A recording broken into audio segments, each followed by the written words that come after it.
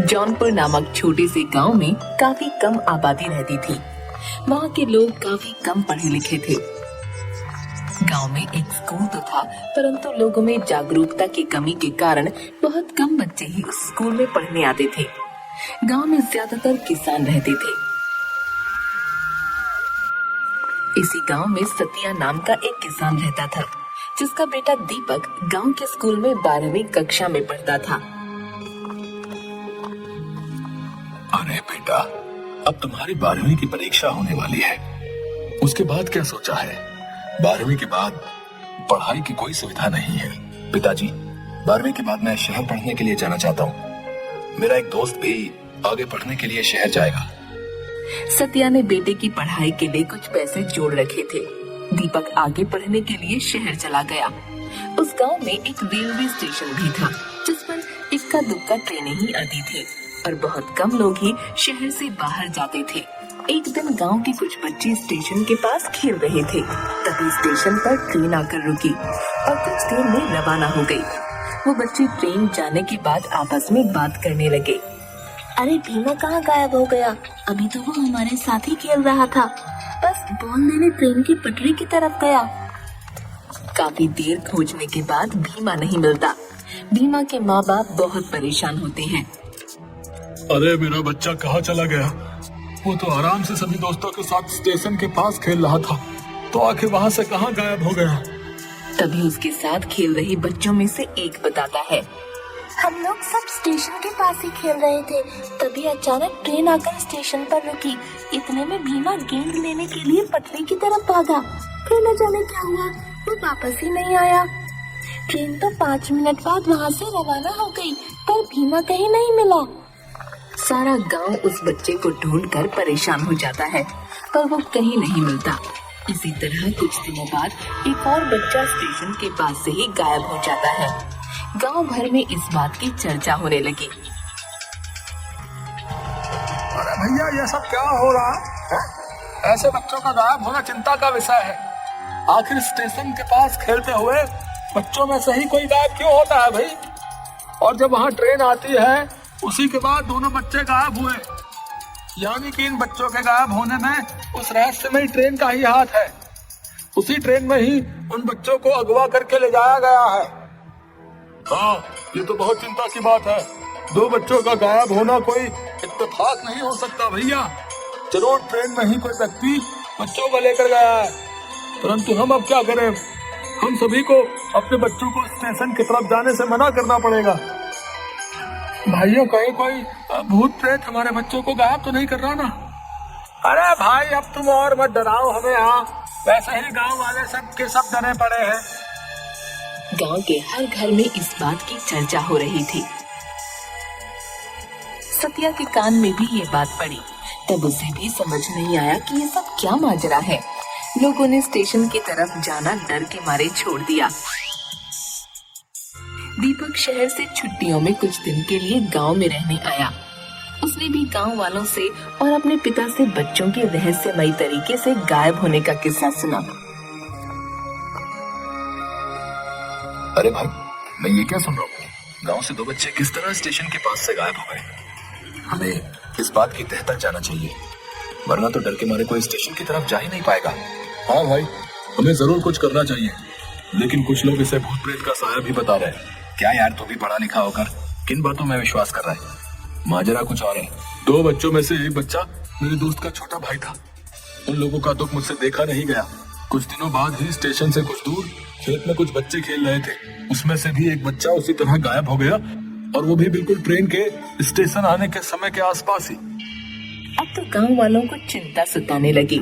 सभी ने बैठकर ये तय किया, अब तो हमें इस बारे में कुछ ना कुछ करना पड़ेगा भैया, वरना हमारे गांव से बच्चे इसी तरह गायब होते रहेंगे। आखिर ट्रेन आने के समय पर ही बच्चे गायब क्यों होते हैं? हमें इस बात को पता लगाना ही पड़ेगा। दीपक, तुम पढ़े लिखे हो और समझदार भी हो। तुम अपने दोस्त के साथ मिलकर इस काम में हमारी मदद कर सकते हो। दीपक और उसका दोस्त काफी सोच विचार करते हैं और एक प्लान बनाते हैं। इस बात का पता लगाने के लिए हमें उस रहस्यमयी ट्रेन पर ही नजर रखनी होगी। जब भी बच्चे गायब हुए हैं, वो समय लगभग वही होता है जब ट्रेन स्टेशन पर आती है। हमें छुपकर ट्रेन पर आने जाने वालों पर नजर रखनी होगी। हाँ, ये ठीक कह रहे हो। हम गांव वालों की मदद लेकर ऐसा कुछ प्लान बनाएंगे जिससे कि हम असली गुनहगार को पकड़ सके। गांव के कुछ जवान लड़के स्टेशन मास्टर के कमरे में छुप कर बैठ जाते हैं और दीपक उन्हें समझाता है। देखिए, आप लोग इस कमरे में छुप कर बैठे, बाहर गांव के 2-3 बच्चों को स्टेशन पर खेलने के लिए छोड़ देते हैं। वो जो भी व्यक्ति है बच्चों को भी अपना निशाना बनाता है। आप लोग छुपकर अंदर से ही देखते रहना, और बच्चे स्टेशन पर खेल रहे होंगे, मैं ट्रेन के अंदर जाऊंगा। इसी तरह हम उस गुनहगार का पता लगा सकते हैं जो कि बच्चों को अगवा करता है। सभी लोग दीपक के कहे अनुसार कमरे में छिप जाते हैं और बच्चे बाहर स्टेशन पर खेलने लगते हैं।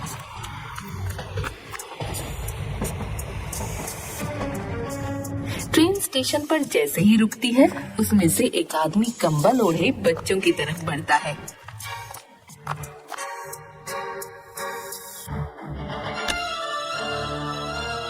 अरे बच्चों, क्या खेल रहे हो? ये लो, मैं तुम सबके लिए चॉकलेट लाया हूँ। लो। वो व्यक्ति सभी बच्चों में चॉकलेट बांट देता है और उनमें से एक बच्चे को कहता है, सुनो बेटा, जरा मेरा ये बैग अंदर ट्रेन में रखवा दो, तुम्हारा बहुत भला होगा बेटा। बच्चा खुशी खुशी उस व्यक्ति का बैग लेकर उसके पीछे पीछे ट्रेन के अंदर चल देता है। दीपक और उसका दोस्त ये सब दूर से देख रहे थे। वो भी उसी डिब्बे में उन लोगों के पीछे पीछे चल देते हैं। दीपक देखता है कि वो व्यक्ति उस बच्चे के बैग रखने के बाद उसके मुंह पर रुमाल लगाकर उसे बेहोश कर देता है और वही सीट पर सुला देता है। ट्रेन में कोई ज्यादा लोग नहीं थे, इसलिए वो व्यक्ति आराम से इस बच्चे को अगवा कर लेता है। ट्रेन चल पड़ती है।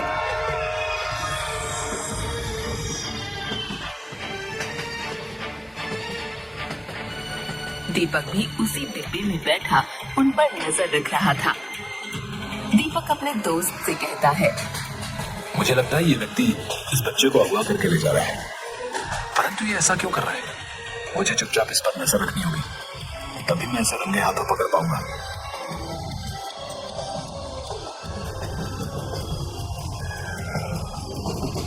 लगभग 2 घंटे के बाद एक स्टेशन पर वो व्यक्ति उस बच्चे को लेकर उतरता है और दीपक भी उसी के पीछे उतर जाता है।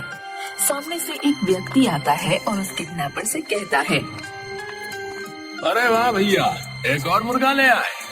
ये तो बहुत अच्छा धंधा है। तुम उस गांव में जब भी जाते हो, तुम्हारे हाथ एक ना एक बच्चा लगी जाता है और फिर हम उसे अच्छे खासे दामों में बेचकर मजा करते हैं। हाँ भाई, उस गांव में तो इतने बेवकूफ लोग रहते हैं कि कोई भी आज तक मुझे पकड़ नहीं पाया। हाँ, हमने वहाँ से 4-5 बच्चे चुरा लिए और उन्हें अच्छे दामों में शहर के भिखारी गैंग को बेच दिया, परंतु हम आज तक पकड़े नहीं गए। हमें इन लोगों का पीछा करना होगा ताकि हमें पता चल सके कि आखिर इन बच्चों को अगवा करके ये कहाँ लेकर जाता है। तभी हम इसे रंगे हाथों पकड़वा सकते हैं। हाँ, हमें बड़ी सावधानी से इन लोगों का पीछा करना होगा। हो सकता है हमें वहाँ अपने गांव से अगवा हुए बच्चे भी मिल जाएं।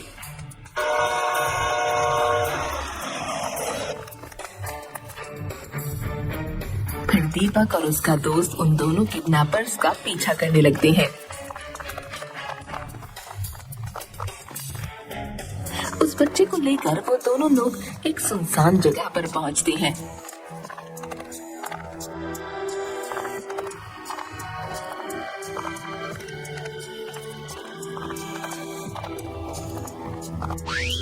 दीपक और उसका दोस्त बहुत सावधानी से उन लोगों का पीछा करते रहते हैं। तभी वो लोग एक बड़े से कमरे में दाखिल होते हैं।